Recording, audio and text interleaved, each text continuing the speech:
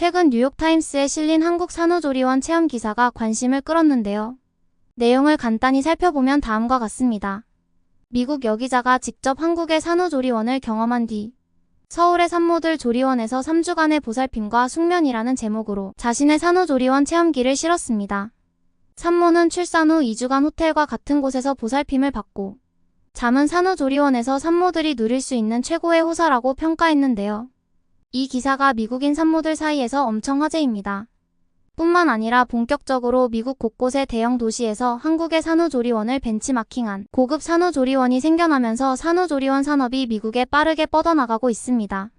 그리고 지금 이 기사를 한 여성이 의미심장한 표정으로 읽고 있는데요. 이 여성은 뉴욕타임스 기사를 읽고 한국행을 결심합니다. 왜 이 여성은 갑자기 한국행을 결정한 것일까요? 그 사연이 궁금해지는데요. 오늘의 사연 지금 시작합니다. 안녕하세요. 저는 샌프란시스코에서 기자로 일하고 있는 소피아입니다. 저는 K-팝과 K-드라마로 한국어를 독학으로 배웠습니다. 18살부터 하루도 빠짐없이 매일 1시간씩 열심히 공부했습니다. 그렇게 열심히 하다 보니 이제는 자막 없이 한국 드라마를 볼 수 있는 정도가 되었습니다. 제가 이렇게 열심히 한국어 공부를 한 이유 중 하나는 저는 한국인이기 때문입니다.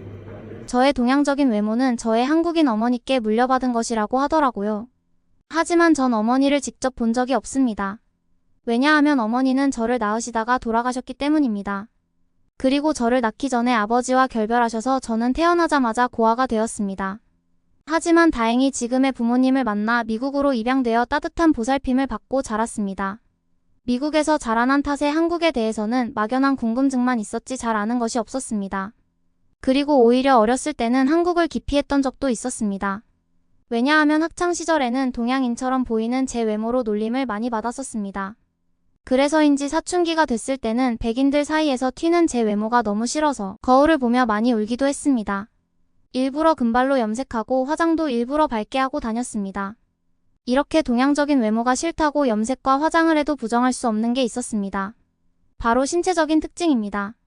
저는 첫 아이를 출산할 때 엄청나게 고생했었습니다. 왜냐하면 동양인 특유의 좁은 골반 때문인데요. 24시간이 넘는 진통 끝에 힘들게 출산했기 때문입니다. 캐나다 웨스턴 대학 연구 결과를 보면 서양 여성의 골반은 둥근 반면 동양 여성들의 골반은 타원형으로 좁아 태아가 나오는 과정에서 어려움이 따른다고 합니다. 분만 시간도 동양인들이 1시간 이상 더 길다는 통계도 있습니다. 이런 이유로 출산에 오랜 시간과 진통이 있었지만 다행히 아이는 무사히 출산하였습니다.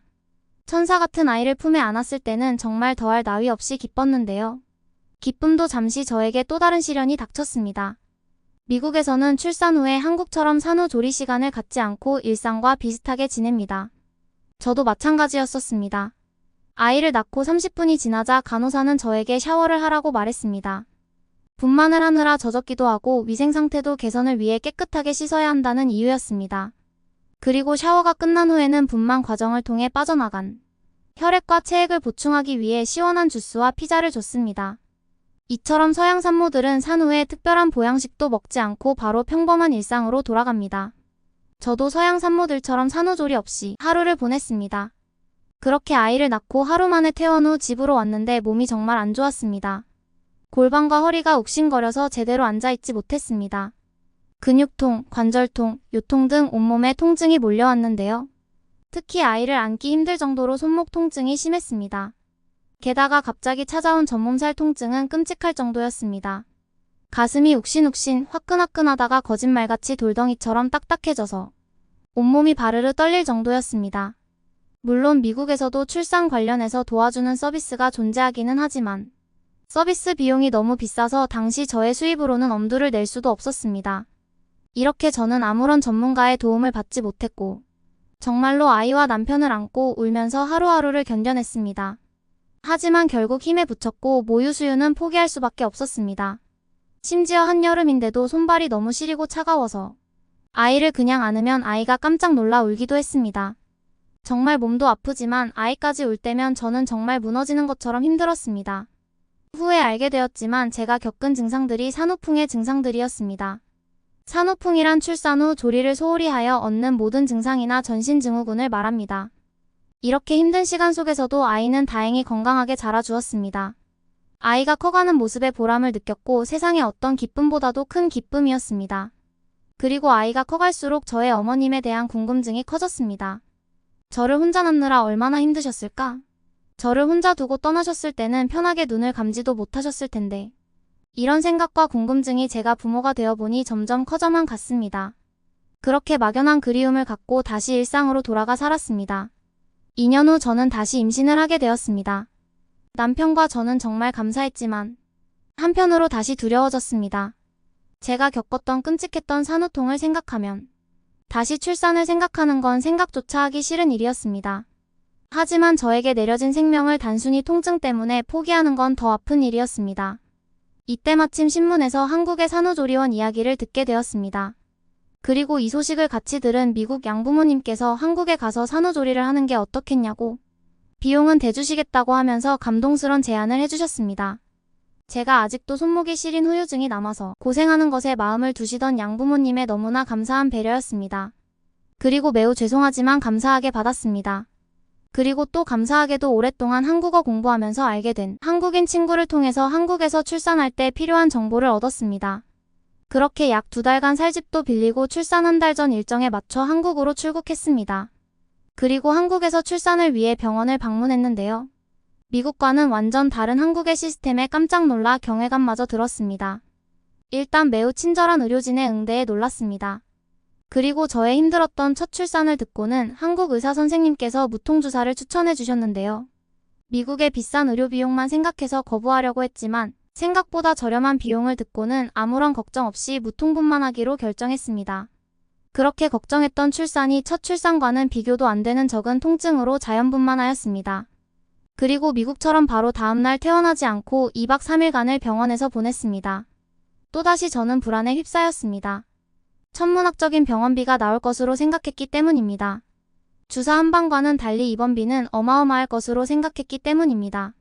실제로 미국을 비롯한 많은 나라에서는 병원비가 비싸 출산 직후 쫓겨나듯 퇴원하는 경우가 많습니다. 심지어 저는 양부모님의 권유로 최고급 영양주사까지 맞았기에 더 걱정스러웠습니다. 그리고 퇴원하는 날 영수증을 받고 경악을 금치 못했습니다. 최소 수백만 원은 넘을 줄 알았던 병원비가 50만 원도 채 안 되는 비용이 나왔기 때문입니다. 달러로 환전하면 400달러도 안 되는 비용이었습니다. 이런 최고의 서비스를 받고 이렇게 저렴하다니 한국의 의료 시스템이 자랑스러웠습니다. 실제로 미국의 천문학적인 병원비는 너무나 유명합니다. 수년 전 미국에서 출산을 경험했던 한 여성은 출산 2달 후 받은 비용이 한화로 환산해서 약 4천만 원가량이었다고 합니다. 그래서인지 미국에선 그냥 집에서 출산하는 일도 많다고 합니다. 그리고 출산 후 다음날 쫓겨나듯 퇴원하는 이유이기도 합니다. 지금까지 겪은 것만으로도 저는 충분하다고 생각했었는데요. 아니요, 지금까지는 시작에 불과했습니다. 저는 한국인 친구가 추천해준 산후조리원에 갔는데요. 어메이징, 판타스틱. 여기는 마치 의사와 간호사가 있는 산모들의 유토피아였습니다.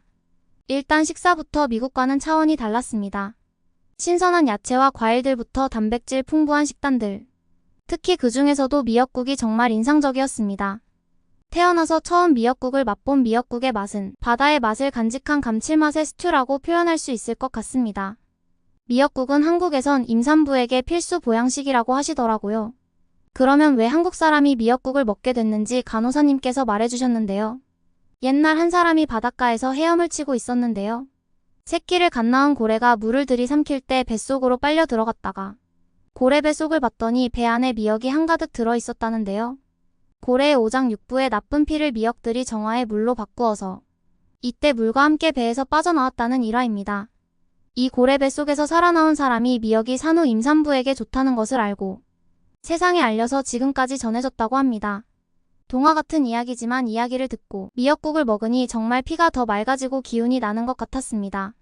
실제로 미역에는 비타민, 미네랄, 섬유질과 같은 영양성분이 많은 슈퍼푸드로 불립니다. 특히 미역에 함유된 비타민C는 철분의 흡수를 도와 유방암 예방에 좋다고 합니다.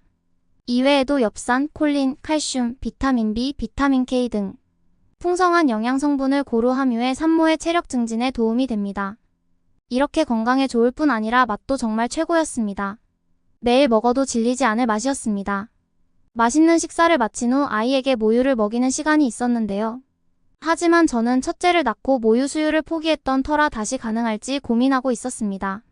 이때 간호사님께서 임산부께서 의지만 있다면 모유 수유는 언제나 가능하시다고 다양한 도구와 마사지로 수유하는 법을 차근차근 알려주셨습니다. 정말 진심으로 도와주시는 게 느껴져서 저도 최선을 다했습니다. 그리고 정말 거짓말같이 도저히 고통스러워서 할 수 없었던 모유 수유가 가능하게 되었습니다.